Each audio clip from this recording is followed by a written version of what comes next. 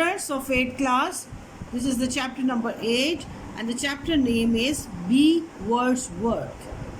Students, आज मैं आपको बी वर्ड्सवर्थ लेसन की स्टोरी और मेन थीम या जिसको हम कहते हैं सेंट्रल आइडिया वो मैं आपको एक्सप्लेन करूँगी कि इस स्टोरी का मेन थीम क्या है और इसमें या नरेटर जो है वो क्या बताना चाहता है. Students, this story has been written by Naipaul, जिसका राइटर है. He was a Britisher and he was born in 1932 and he died at 2018. He got the Nobel Prize in Literature and 2001 he got the Nobel Prize, the biggest award, that was the knighthood title. He was very well known for his poetry and he also got the Booker Prize. इस story में वो अपनी autobiography को बयान करते हैं. यहाँ पे पिक्चर में देखें, there is a man and small boy and they are looking at the beach. ये बीज है, एक गार्डन है या एक यार्ड है जहाँ पर वो बैठे हुए हैं. They are looking at the beach. तो ये एक मैन है जो इसकी कहानी है और एक छोटे बच्चे की. तो ये जो नरेटर है वो छोटे बच्चे की सूरत में अपनी जो कहानी को बयान करता है. It is the autobiography of the narrator. तो अब जो स्टोरी है इसमें जो आदमी है ये एक पोइट है, ये एक English poet. He rights the poems. तो वो इन दोनों की आपस में दोस्ती हो जाती है. By chance he came here in the yard. तो ये दोनों आपस में बहुत अच्छी क्लोज फ्रेंडशिप हो जाती है. वो आपस में कम्युनिकेट करते हैं and they share their ideas with each other.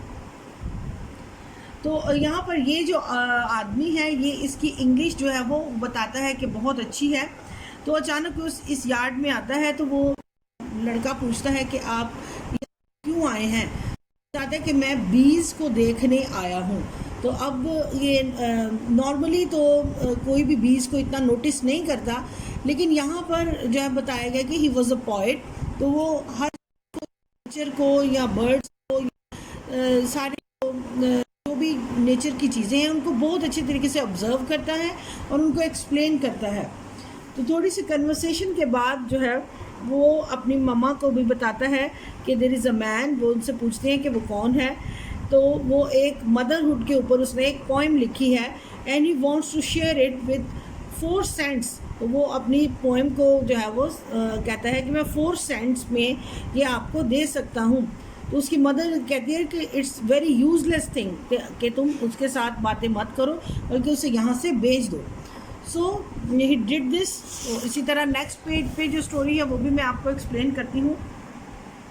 तो वो उससे पूछता है कि उसका नाम क्या है. तो वो बताता है कि मेरा नाम ब्लैक वर्ड्सवर्थ है, बी ब्लैक वर्ड्सवर्थ. तो उस साथ में ये बताता है कि I am the brother of white Wordsworth. तो वाइट वर्ड्सवर्थ जो है यहाँ पे उसने विलियम वर्ड्सवर्थ का नाम लिया है. As you know that William Wordsworth he is one of the famous poet and writer. सो यहाँ पर वो अपनी आइडेंटिटी को रिवील करता है. तो अब वो उससे कुछ क्वेश्चंस पूछता है उस लड़के से कि do you love your mother. तो वो कहता है कि हाँ, मैं अपनी मदर से प्यार करता हूँ. तो जब वो उसकी एक्सेप्ट नहीं करते जो पोएम है तो फिर वो चला जाता है. फिर एक दिन इस तरह से होता है कि वो बच्चा जो है छोटा वो उसके घर जाता है. तो he look at some mango trees. वहाँ पे कुछ मैंगो ट्रीज़ होते हैं उसके घर में. तो वो उसको ऑफ़र करता है, वहाँ पे कुछ मैंगोज़ खाता है और उसके कपड़े वगैरह जो हैं वो मैंगोज़ खाने से थोड़े ख़राब हो जाते हैं. तो उसकी मदर जो है वो उसको थोड़ा सा इस बात के लिए मना करती हैं या उसको बीट करती हैं. तो वो दोबारा उसके पास चला जाता है. तो फिर उसको रिलैक्स करने के लिए वो एक गार्डन में, जैसे कि आप देख रहे हैं तस्वीर में, ले जाता है. तो उसको फील करवाता है कि तुम इन सारी बातों को भूलकर नेचर को महसूस करो. उसको स्टार्स के बारे में बताता है, ग्रीनरी को दिखाता है और साथ में उसको बताता है कि ये खूबसूरत पेड़ जो हैं और ग्रीनरी जो है और स्टार्स हैं, मून है, तो ये सारे नेचुरल ब्यूटी है. तो नेचुरल ब्यूटी को जो है वो फील करो तो तुम सब कुछ इसको भूल जाओगे.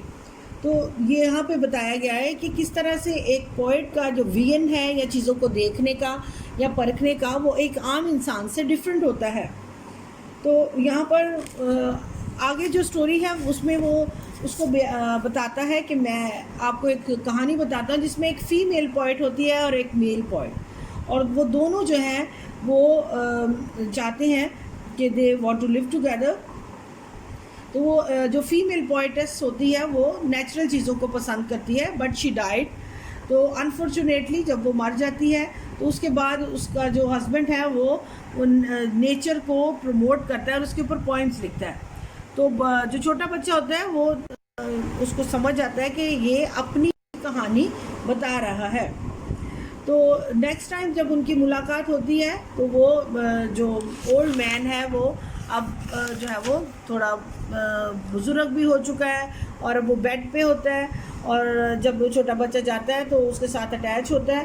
तो वो कहता है कि मैं तुम्हारी बहुत फ़िक्र कर रहा हूँ क्योंकि तुम जो है वो अब बिस्तर पे हो, you are looking sick person. तो इसके बाद वो बताता है कि मैं जो है अब तक तुमसे जो भी बातें की हैं वो फेक थी या झूठ थी, और इस तरह से अब वो कहता है कि अब हम दोबारा नहीं मिलेंगे। तो उसने कहा कि तुमने ये फिर मुझसे क्यों कहा कि तुम एक ग्रेटेस्ट पोइट हो और तुमने 22 साल तक जो है वो एक नज़म लिखनी है और हर मंथ तुम उसकी एक लाइन लिखते हो। तो ये सब कुछ वो कहता है कि मैंने जो तुमसे कहा वो बस बातें थी और रियलिटी में वो कुछ नहीं है।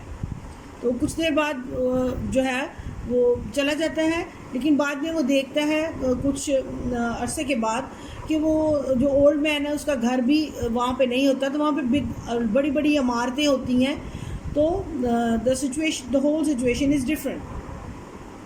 तो यहाँ पे जो मेन थीम है, मेन स्टोरी है, उसका जो उसके बारे में बताया गया है कि एक तो इन दोनों की आपस में म्यूचुअल फ्रेंडशिप है, कि क्लोज रिलेशनशिप है, they have emotional attachment with each other. तो अब वो उसको ये क्यों कहता है कि जो कुछ मैंने कहा वो जो है वो फेक था, इसलिए कि वो अब उसको पता है कि अब मैं मर जाऊंगा और मैं बीमार हो चुका हूँ, तो अब वो नहीं चाहता था कि मेरे मरने के बाद वो बच्चा दुखी हो। सो दैट्स वाई उसने कहा कि मैंने जो कुछ कहा वो रियल नहीं था।